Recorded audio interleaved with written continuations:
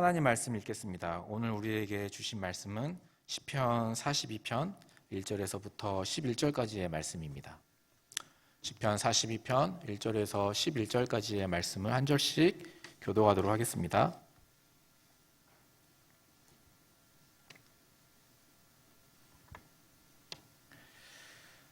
하나님이여, 사슴이 시냇물을 찾기에 갈급함 같이 내 영혼이 주를 찾기에 갈급하나이다. 내 영혼이 하나님 곧 살아계시는 하나님을 갈망하나니 내가 어느 때에 나아가서 하나님의 얼굴을 배울까? 사람들이 종일 내게 하는 말이 내 하나님이 어디 있느냐 하오니 내 눈물이 주야로 내 음식이 되었도다. 내가 전에 성의를 지키는 무리와 동행하여 기쁨과 감사의 소리를 내며 그들을 하나님의 집으로 인도하였더니 이제 이 일을 기억하고 내 마음이 상하는도다. 내 영혼아, 내가 어찌하여 낙심하며 어찌하여 내 속에서 불안해하는가? 너는 하나님께 소망을 두라. 그가 나타나 도우심으로 말미암아 내가 여전히 찬송하리로다. 내 하나님이여, 내 영혼이 내 속에서 낙심이 되므로 내가 요단 땅과 헤르몬과 미살살에서 주를 기억하나이다. 주의 폭포 소리에 깊은 바다가 서로 부르며 주의 모든 파도와 물결이 나를 휩쓸었나이다. 낮에는 여호와께서 그의 인자하심을 베푸시고 밤에는 그의 찬송이 내게 있어 생명의 하나님께 기도하리로다. 내 반석이신 하나님께 말하기를 어찌하여 나를 잊으셨나이까? 내가 어찌하여 원수의 압제로 말미암아 슬프게 다니나이까 하리로다. 내 뼈를 찌르는 칼같이 내 대적이 나를 비방하여 늘 내게 말하기를 내 하나님이 어디 있느냐 하도다. 함께 읽겠습니다. 내 영혼아, 내가 어찌하여 낙심하며 어찌하여 내 속에서 불안해하는가? 너는 하나님께 소망을 두라. 나는 그가 나타나 도우심으로 말미암아 내 하나님을 여전히 찬송하리로다. 아멘. 이 시간 하나님께 소망을 두라라는 제목으로 담임 목사님께서 말씀 전하실 때 많은 은혜 받으시기 바랍니다. 할렐루야. 이렇게 온라인 생방송으로나마 예배를 드리는 것이 얼마나 감사한 일인지 지난 성탄절에 깨달았습니다. 갑작스런 기계 결함으로 생방송 송출이 중단되고 3시간 뒤에야 업로드 된 영상을 통해서 우리 성도님들이 또 예배를 드리고 축하 공연을 보면서 또 그나마 기뻐하는 시간을 가졌지요.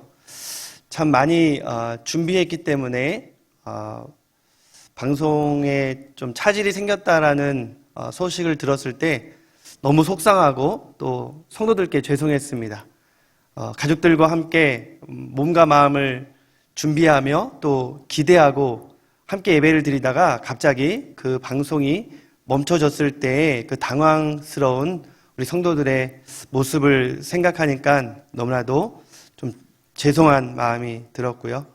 저 못지않게 열심히 준비한 우리 교육자들과 또한 그 상황에서도 또 빠르게 대처하려고 애쓴 우리 방송팀 모두 참 속상한 시간이었어요. 그러다 보니까 이렇게 온라인으로 또 생방송으로 함께 예배 드릴 수 있는 이 시간이 얼마나 귀한지 모릅니다.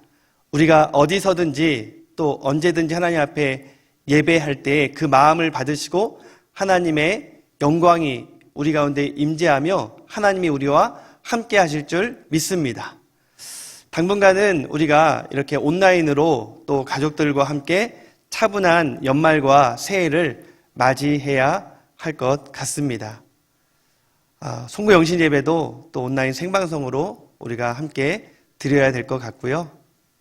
사실 올 한 해가 그렇게 코로나로 인해서 많은 고난이 가중되며 지나가 버리고 있습니다. 또 그렇게 우리는 이 한 해를 마무리하고 있습니다.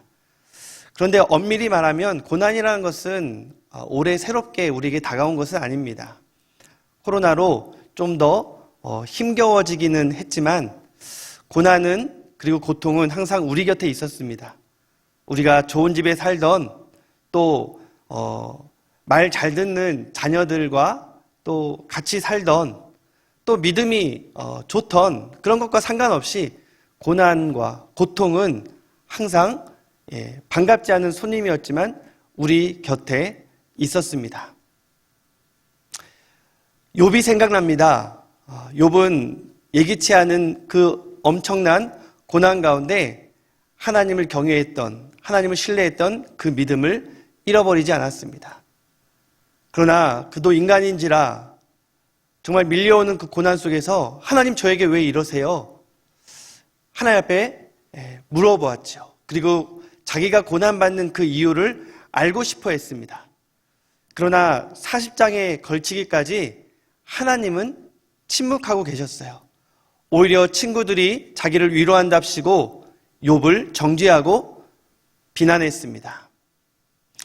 그런데 끝까지 욥은 믿음의 눈을 들어 하나님을 바라보았습니다. 하나님께 소망을 두는 것을 포기하지 아니하고 인내했어요. 그렇게 하니까 42장에서 하나님께 이런 고백을 드릴 수 있었습니다. 42장 5절에 보니까 내가 예전에는 하나님에 대하여 귀로 듣기만 했는데 이제 내가 하나님을 만나 하나님을 눈으로 배웠다라고, 만났다라고 고백하게 된 것이지요.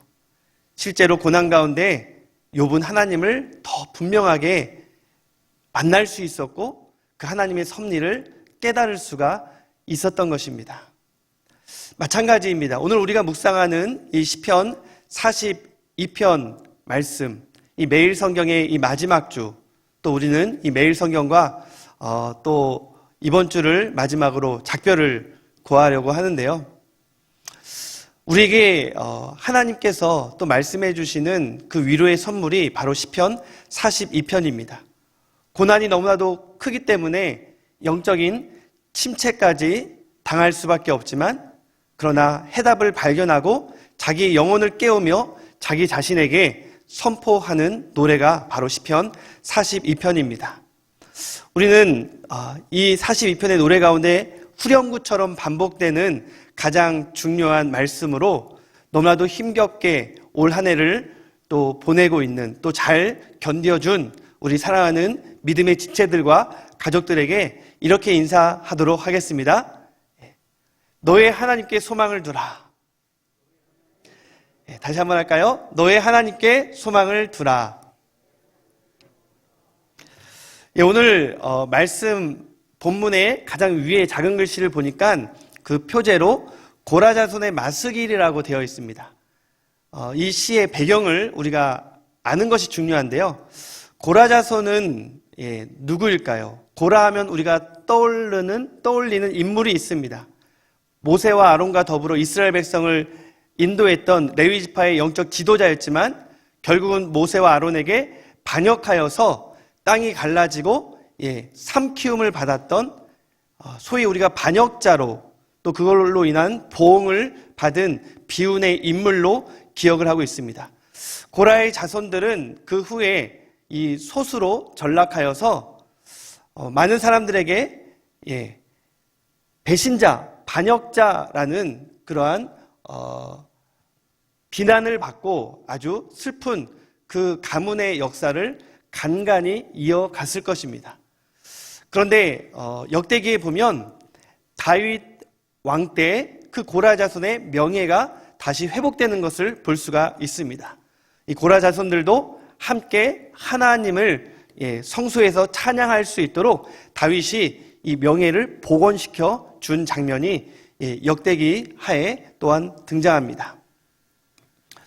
그렇다고 본다면 이 시는 아마도 이 고라 자손 중에 한 사람이 다윗과 함께 이 압살롬의 반역을 피해 망명 생활을 하면서 쓴 시거나 또는 고라 자손들 가운데 이 바벨론의 침략을 받아 성전까지 무너지고 바벨론 포로로 끌려가서 그런 절망적 상황 가운데 하나님께 소망을 두면서 또한 그 공동체가 하나님께 소망을 두기를 바라면서 지은 노래가 바로 오늘 시편 42편이라고 말씀드릴 수가 있습니다.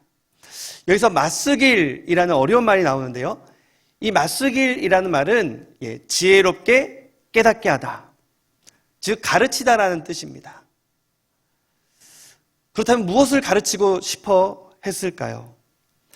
이 시인은 먼저 낙심하고 있는 자신을 가르치고 싶었을 것입니다. 자신에게 무언가 깨닫게 하기 위해서 이 시를 썼다라는 것이죠. 그리고 동시에 절망 가운데 있는 공동체를 향해서 무언가를 가르치고 싶어 했을 것입니다. 그 가르치는 내용이 무엇입니까? 우리가 조금 전 인사했던, 그리고 오늘 시의 가장 중심이 되는 말씀입니다. 그것이 바로 너의 하나님께 소망을 두라라는 것이죠. 절망 가운데, 고난 가운데서도 오직 우리의 믿음의 눈을 들어 하나님을 바라보는 것, 그것이 바로 하나님께 소망을 두는 것입니다.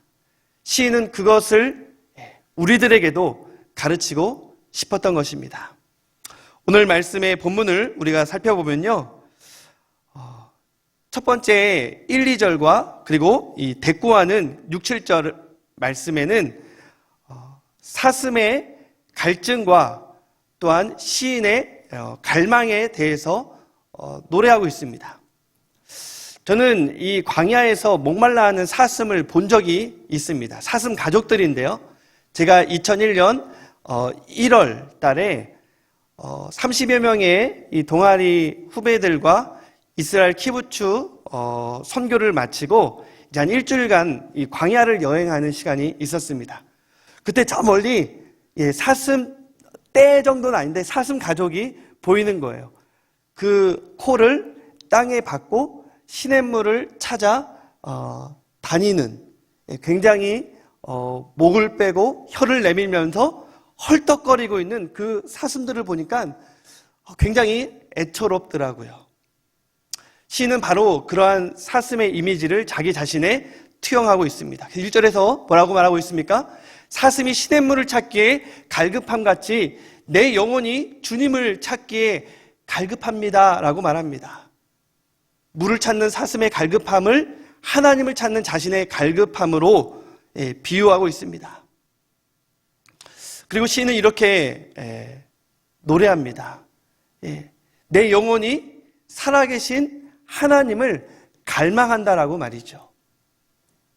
그리고 그 하나님을 갈망하면서 내가 과연 언제 하나님께 나아가며 하나님의 얼굴을 볼 수 있을까? 자신의 그 갈망을 채울 수 있는 것은 오직 하나님의 얼굴을 볼 때만이 자기의 그 갈급함과 갈망함을 채울 수 있다라고 고백하고 있습니다. 여러분, 이것은 어떤 의미겠습니까? 시인에게 있어서 하나님의 얼굴을 뵙는다는 것은 바로 성전으로 나아가 하나님을 예배하는 것을 의미하고 있습니다. 지금이 다윗과의 망명길이건 아니면 바벨론의 포로 생활이건 지금 시인은 하나님의 성전에 갈 수가 없습니다. 예배할 수가 없어요.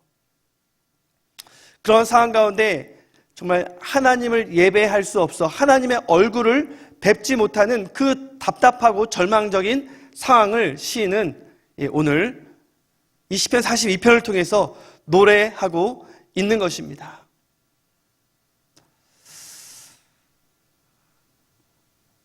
시인은 자신의 이 어려운 상황을 하나님의 그 손길로 도와달라고 그렇게 간구하지 않습니다.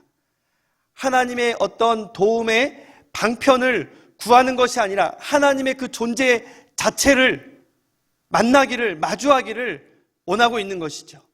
하나님의 임재와 영광이 자신과 함께하기를 바라고 있는 것입니다. 하나님의 영광.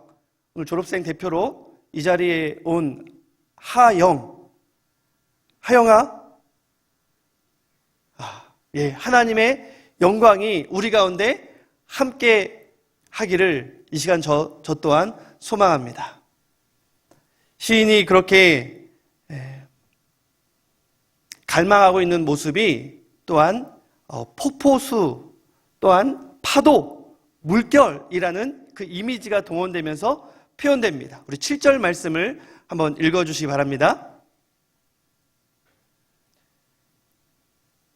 주의 폭포 소리에 깊은 바다가 서로 부르며 주의 모든 파도와 물결이 나를 휩쓸었나이다.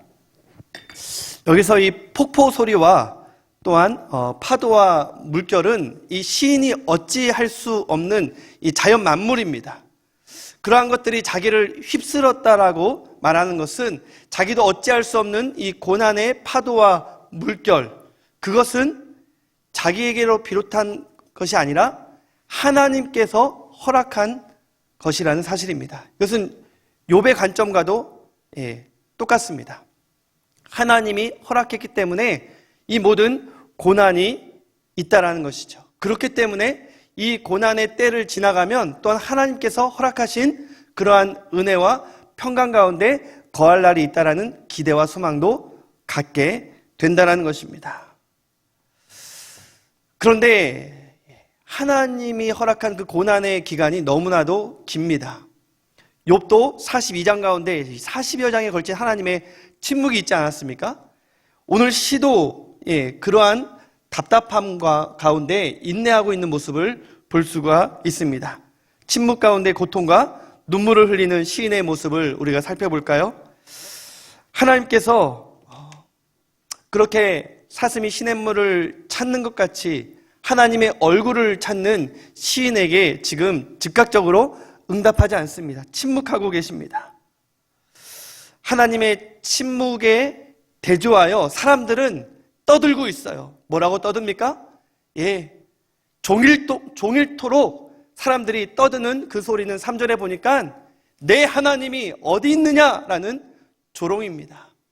그 조롱 소리에 너무나도 가슴이 아파서 시인은 주야로 눈물을 흘리면서 그 눈물이 음식이 되었도다라고 고백하고 있습니다. 얼마나 힘들었겠습니까? 얼마나 답답했겠습니까? 10절에 보면 그 사람들의 그 비방이 마치 자기의 뼈를 치는 칼과 같다라고 말합니다. 사람들은 다시 한번 비방합니다. 내 하나님이 어디 있느냐라고 말이죠. 너무나도 힘이 들어서 시인은 자기의 가장 행복했던 순간을 떠올리며 자기의 마음을 추스리려 애씁니다. 그것은 바로 하나님의 성전에서 믿음의 성도들과 함께 찬양하고 기뻐하며 예배드렸던 그 순간 아니겠습니까? 성일에, 예전에 그 성일에 동무들과 함께 기쁨과 감사의 소리, 노래를 부르는 것을 떠올립니다. 하나님의 집으로, 하나님의 성전으로 자기가 레위인이기 때문에 그렇게 예배를 인도하면서 마음껏 하나님을 찬양하고 예배했던 그 순간을 떠올리면 위로가 되어야 되는데 4절 말씀의 끄트머리에 보면 오히려 그것이 내 마음을 상하게 했다라고 말합니다. 왜 행복한 시간을 추억하는데 마음이 상할까요? 지금은 그렇지 못하기 때문입니다. 그것은 예전의 일, 과거의 일이기 때문이죠. 우리는 이런 시인의 마음을 조금은 알 수 있을 것 같습니다. 우리 말씀 전에 본 우리 찬양대의 그런 아름다운 이 찬양하는 모습만 보아도, 그리고 함께 모여서 예배드렸던 그때만 생각해도 행복하지만 그 행복의 끝에는 씁쓸함이 남습니다. 우리의 마음이 상합니다. 왜 지금은 그렇게 우리가 함께 모여 예배할 수 없기 때문에. 성탄에도, 연말에도, 송구영신에도, 신년에도 우리는 함께 모이지 못하고 함께 찬양하지 못하고 예배할 수 없습니다. 특별히 이 코로나 이 감염병이 확산되면서 1차 때는 신천지로 지목됐던 그 감염원이 2차 때부터 이제 성북구의 한 교회를 위주로 해서 또는 광복절 집회를 통해서 또 여러 집단 감염이 나타난 교회들 때문에 마치 교회가 그 감염의 온상인 양 사람들이 그렇게 조롱하고 비방합니다. 너희 하나님이 어디 있느냐라고 말이죠.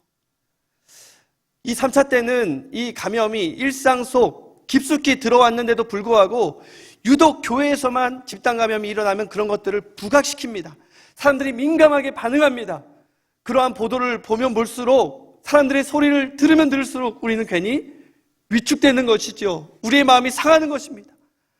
함께 모여 성전에서 예배드리지 못한 것도 너무나도 속상한데 괜한 오해를 사는 것 같고, 정말 방역을 철저히 지키고 있는 대부분의 교회들이 그 옛날을 회상하며 이 자유민주주의 대한민국에서 이런 상상할 수도 없는 일이 일어나고 있는 것에 대해서 너무나도 속상한 마음이 있습니다.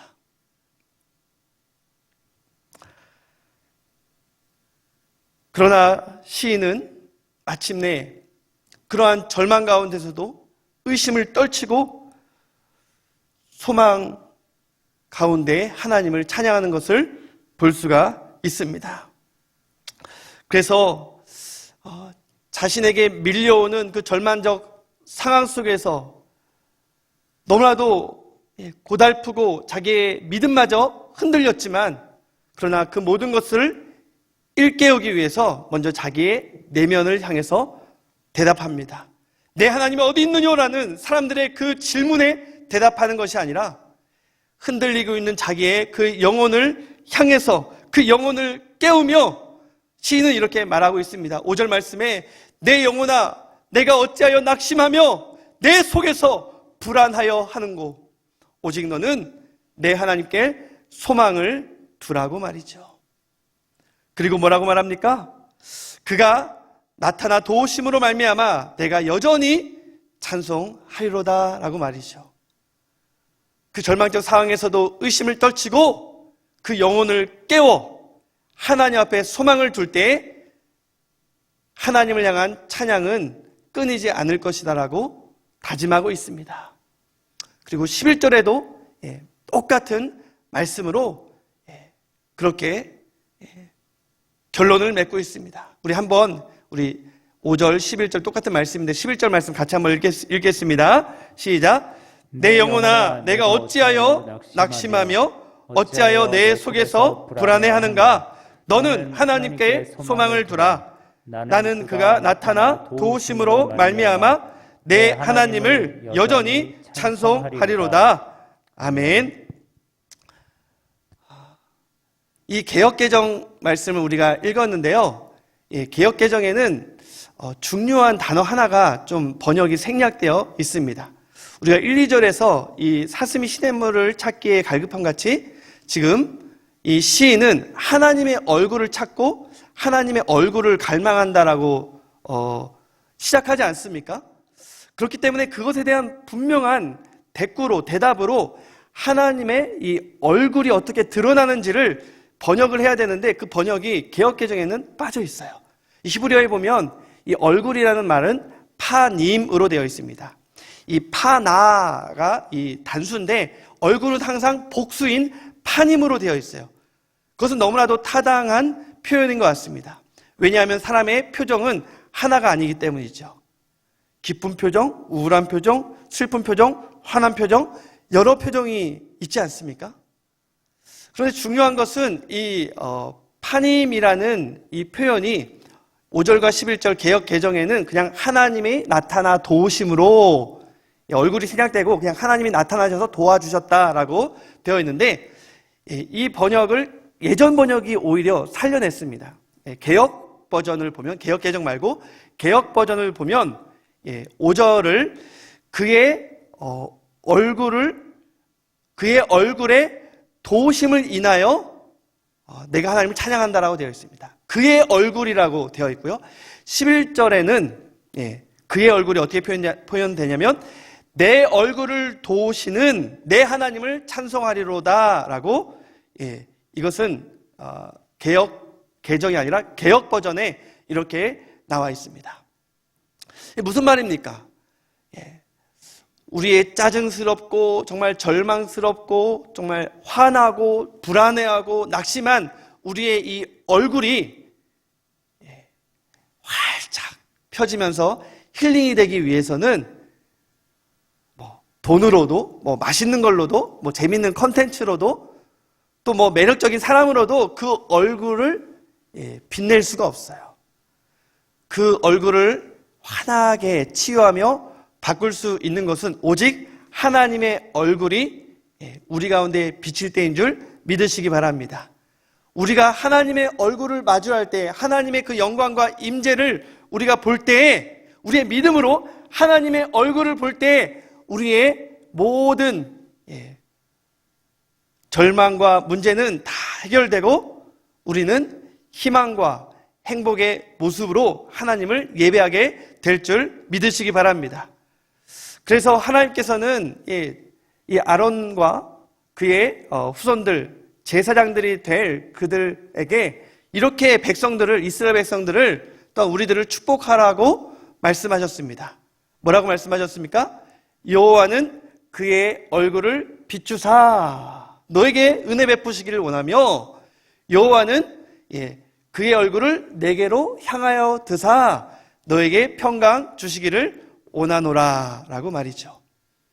사랑하는 성도 여러분, 우리 지금 이 불안하고 낙심하고 절망한 그 상황은 오직 하나님의 얼굴이 우리 가운데 비춰질 때, 즉 믿음으로 우리가 하나님의 얼굴을 마주할 때에 하나님의 은혜와 평강으로 이 모든 문제가 해결될 수 있음을 믿으시기 바랍니다. 그렇기 때문에 우리는 오직 하나님께 소망을 두어야 할 것입니다. 제가 보통 이 연말이 되면 저의 1년의 어떤 상황에 대해서 성도들에게 고백하곤 했습니다. 3년 전에 희귀망막 질환으로 좀 이 안지를 발견했을 때, 그리고 1년이 딱 지났을 때가 바로 2018년 연말이었던 것 같아요. 그때 제 가면을 벗고 용기를 내서 제 상황이 지금 이렇습니다라고 성도들에게 말을 했을 때 우리 성도님들이 참 많은 위로를 해주었고 저를 위해서 많이 기도해 주셨어요. 그래서 2019년도는 더욱더 건강하고 행복하게 목회 사역을 감당하면서 선교사님도 파송하고 또 미디어 교체도 하고 또 다니엘 기도에 나아가서 하나님이 행하신 일을 간증하기도 했습니다. 그리고 2020년도 저의 삶을 우리 성도들이 또 건강이 어떻게 또 좋아졌는지, 또 목사님 어떻게 지내시는지 또 많이 궁금해하고 또 물어오시는 분들도 계십니다. 참 그동안 제가 많은 사람들을 만났고 또 저에게 또 그런 좋은 분들로 인해서 많은 일들이 있었습니다. 특별히 그중에 생각이 나는 사람이 있는데요. 또 그 사람으로 인한 이어지는 여러 연속적인 일들을 이 시간 잠시 나누기를 원합니다.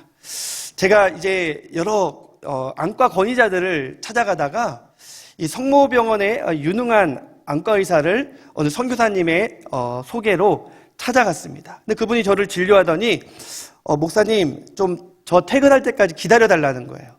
그래서 퇴근할 때까지 기다렸더니 저를 저 장충동의 5성급 호텔로 함께 데려가서 이렇게 고급 뷔페를 대접해 주셨습니다. 그러면서 그때 객관적인 의사로서의 소견을 조심스럽게 말씀을 해 주세요. 그래서 저는 이미 그 여러 의사들을 만나 객관적인 얘기들을 다 들었기 때문에 감당이 됐습니다. 꼭 이렇게까지 안 하셔도 되는데 너무 감사했고 죄송스러운 마음도 있었어요. 그런데 우리 그 선생님께서 한 말씀을 저에게 건네시는데 제 마음이 굉장히 좀 무너지고 정말 힘들었습니다. 그것은 바로 우리 의사 선생님께서 이런 말씀을 하시는 거예요. 목사님, 조금은 조심스럽지만 목사님 점자를 좀 배우십시오 라고 권면을 하시는 거예요.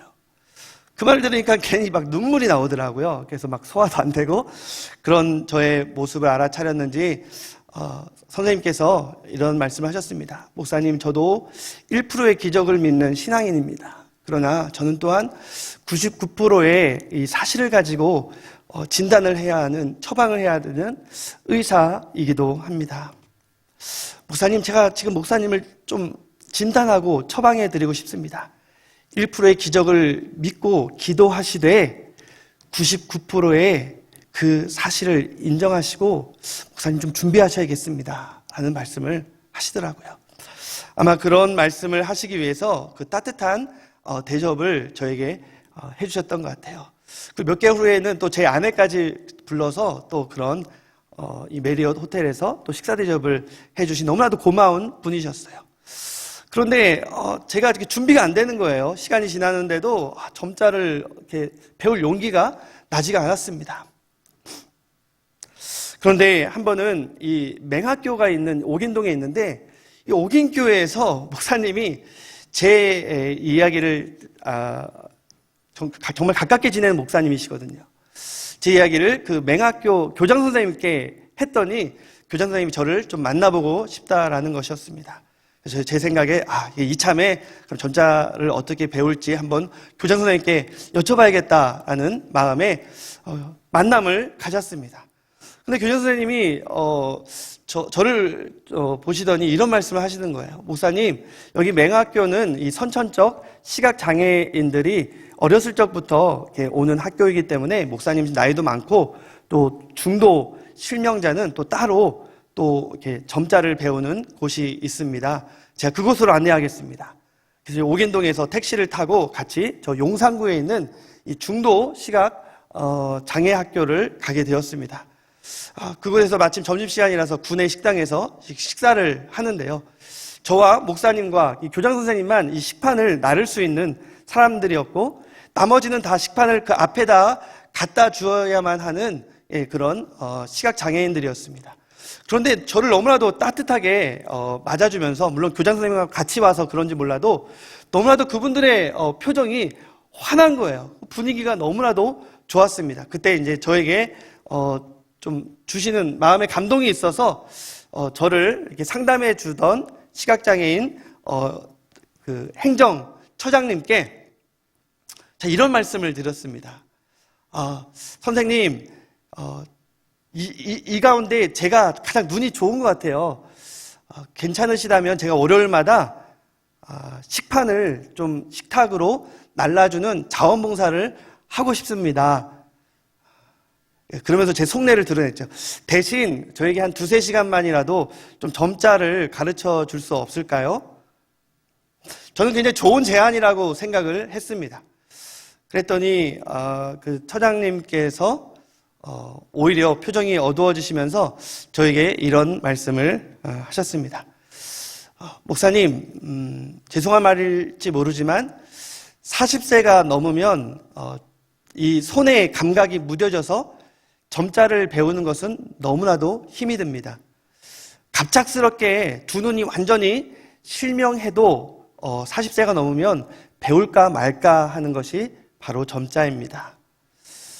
목사님 같은 상황은 오히려 점차 시력이 안 좋아지고 있기 때문에 기기의 도움을 받는 것을 추천드리고 싶습니다. 그러면서 저에게 그 학교에서 사용하고 있는 여러 좋은 의학 장비들, 장치들을 소개시켜 주었습니다. 사실 그것은 저에게 좋은 경험이 되었습니다. 그 도움으로 또 우리 교회에서 또 당회에서 제 사무실에 많은 기계적 또 장치를 구비해 주어서 그 도움을 받아서 지금까지 저는 잘 지내오고 있기 때문입니다. 그런데 그때 우리 처장님께서 저에게 농담처럼 건넨 말씀이 있습니다. 목사님 정말 자원봉사를 하고 싶으시다면 장애 등급을 받아오십시오. 그러면 자원봉사로 환영하겠습니다. 라고 말이죠. 그리고 2년이라는 시간이 지났습니다. 그 당시 제 눈의 양쪽 시력이 0.5 정도 좀 못 됐는데요. 2년이라는 시간 동안 제 시력은 더욱더 떨어져서 이제는 생활에 불편함을 느낄 수밖에 없는 0.1 아래로, 실제로는 0.05 아래로 양쪽 눈이 다 떨어져 버렸습니다. 이제는 다 적응하고 익숙합니다. 그런데 어느 순간 굉장히 속상할 때가 있어요. 불편할 때가 있습니다. 어제 같은 경우 우리 신랑 신부 주례를 서는데 정말로 이 아름다운 신부와 또 멋진 신랑, 우리 지은 사모님과 우리 노철 목사님의 얼굴이 보이지 않으니까 너무나도 제 마음이 좀 속상하더라고요. 그러면서도 제 마음 가운데서는 항상 그러한 아픔을 딛고 제 자신을 일으키는 주문 같은 것이 있습니다. 그것은 바로 믿음의 눈을 들어 하나님을 바라보라는 것이죠. 제가 이러한 상황 가운데 있는 것을 우리 당회원들은 또 제 가깝게 지내는 분들은 알고 있습니다. 그래서 2년 전부터 당회원들과 함께 이 안식년에 대해서 논의를 하게 되었습니다. 제가 지금까지 이 대학생활 이후로 또 순익교회에서 6년간 부교육자로 지내고 또 4년 동안 또 유학생활하고 또 만 8년 동안 또 부임을 한 이후에 사역과 학업을 병행하면서 휴가 때나 또는 뭐 선교제에 가서도 한 주도 이 설교하는 것을 쉰 적이 없는 것 같습니다. 근데 이 목사로서 설교는 당연한 것이고 너무 중요한 것이지만 지금 저의 상황에서는 이 설교를 준비하는 것이 너무나도 버겁습니다. 그리고 이 강단에서 이렇게 말씀을 전하기 위해서는 이 원고를 볼 수 없기 때문에 한 10번 정도는 이렇게 외워야 되고 어쩔 때는 말씀 원고를 외우다가 이렇게 밤을 새는 날도 있습니다. 그런데 중요한 것은 너무나도 이게 긴장이 된다는 것이죠.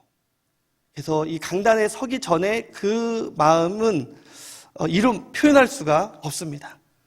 그런데 항상 이 강단에만 서면 하나님께서 저에게 담대함을 주시고 또 이렇게 그냥 머릿속에 아무것도 없는 것 같은데 말씀을 전하다 보면 생각나게 하시는 거예요. 저는 그것이 날마다 하나님의 은혜라는 생각을 하게 됩니다.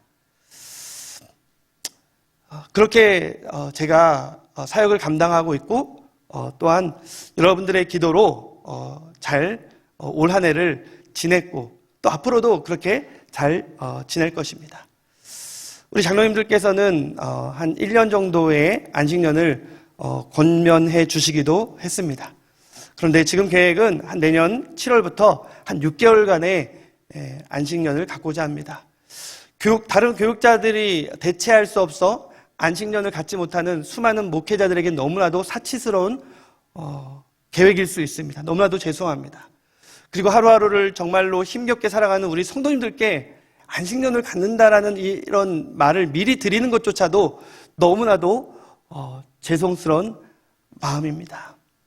그러나 제가 정말로 필요한 것은 어떤 육체적인 쉼 이런 것보다도 좀 미국에 가서 그래도 마지막 제가 잘 알고 있는 이 안과 의사 장로님을 만나서 그곳에서의 어떤 치유 방법을 또한 알아보고 또 회복의 시간을 가지려고 하고요. 무엇보다도 우리 선교사님들과 함께 좀 선교지에서 지내고 싶고 가장 원하는 것은 한 2개월 이상은 제가 이스라엘 가서 하나님을 향한 그 처음 마음을 회복하고 싶은 마음이 있습니다. 하나님께만 소망을 두고 오직 하나님만 바라보기로 작정했던 그 청년 때의 결심을 다시 한번 마음을 추스리고 돌아오고자 하는 그러한 계획을 이 시간 우리 사랑하는 성도님들께 조심스럽게 나누고 싶습니다. 오늘 말씀을 맺으면서 저는 고난이 너무나도 힘겨워서 심지어 영적 침체까지 겪고 있는 우리 성도들이 계시다면 좀 더 구체적으로 하나님께 소망을 둔다는 것이 무엇인지를 적용하면서 말씀을 맺길 원합니다. 첫째는 하나님 앞에 질문하는 것입니다. 이것은 기도라고 말씀드릴 수가 있죠. 하나님은 질문하지 않으면 절대 답하지 않으십니다. 그러나 하나님께 계속 물어보면 침묵하는 것 같으시지만 결국은 하나님께서 대답해 주시는 줄 믿으시기 바랍니다. 하나님 앞에 간구하세요. 질문하세요. 그리고 하나님의 두 번째로 하나님의 그 주권을 인정하라는 것입니다. 정말 우리의 이 고난의 파고와 이 풍파가 하나님께로부터 말미암았다라는 하나님의 그 주권을 인정하시되 그 모든 것은 하나님께서 우리를 사랑하시기 때문에 허락한 것이라는 그 사랑 안에서 하나님의 그 주권을 인정하시는 우리 성도님들 되시길 바랍니다. 세 번째는 그 인정이 찬양으로 이어져야 할 것입니다. 하나님을 찬양하십시오. 오늘 말씀에서 하나님을 찬양한다라는 말씀이 나오지 않습니까? 또 8절 말씀에도 밤에 하나님을 찬양한다고 나옵니다. 그 찬양이 기도로 이어지는 것이죠. 칠흑같이 어두운 그 밤속에서도 하나님을 찬양할 때 절망과 낙심의 그 철장이 흔들리고 결국은 그 철장을 깨트릴 수 있는 강력한 무기가 바로 고난 중에 찬양이라는 것입니다. 바울과 실라를 우리가 기억하고 있지 않습니까? 여러분들도 이 고난 가운데 하나님을 더욱더 찬양하시기를 주님의 이름으로 축원합니다. 네 번째로 자신에게 선포하셔야 됩니다. 내 죄 때문에 그런 것은 아닌가? 우리는 죄의 유혹으로 넘어질 때가 있습니다. 그리고 이 고난이 그 죄로 말미암은 결과일 수도 있습니다. 그러나 반드시 기억해야 될 것은 누가 우리를 예수 그리스도의 사랑에서 끊을 수 있으리요. 그 어떤 것도 여러분들을 향한 하나님의 그 사랑을, 예수 그리스도 안에 있는 하나님의 그 사랑을 결코 끊을 수 없음을 선포하시기 바랍니다. 사탄이 여러분들을 정죄하지 못하도록 여러분들이 예수 그리스도의 보혈로 철저히 보호받고 인도받고 있음을 매 순간 선포하시기를 주님의 이름으로 축원합니다. 마지막은 예배를 사모하시기 바랍니다. 사슴이 시냇물을 찾기에 갈급함같이 예배를 사모하시는 성도님들 되셔야 됩니다. 우리가 지금 함께 모여 공예배를 드릴 수 없지만 공예배를 드리는 그 동일한 마음으로 하나님을 사모할 때 성령 충만한 삶의 예배는 우리의 일상 생활 속에서도 지속적으로 이어지게 될 것이고 여러분들은 예배자로 성공하게 될 것을 믿습니다. 오늘의 말씀을 맺습니다. 우리는 지금 광야길을 걸어갑니다.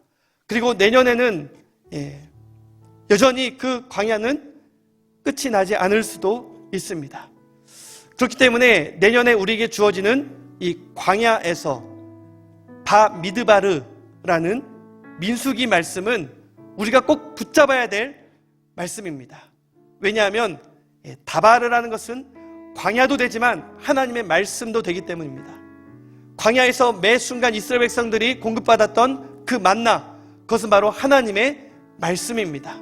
내년에도 거친 광야 길을 걸어간다 할지라도 하나님의 말씀을 붙들고 하나님께서 우리에게 공급해 주시는 그 영적인 만나를 우리가 날마다 받으면서 영혼의 만족함을 누리게 되는 우리 사랑하는 성도님들 되시기를 주님의 이름으로 축원합니다.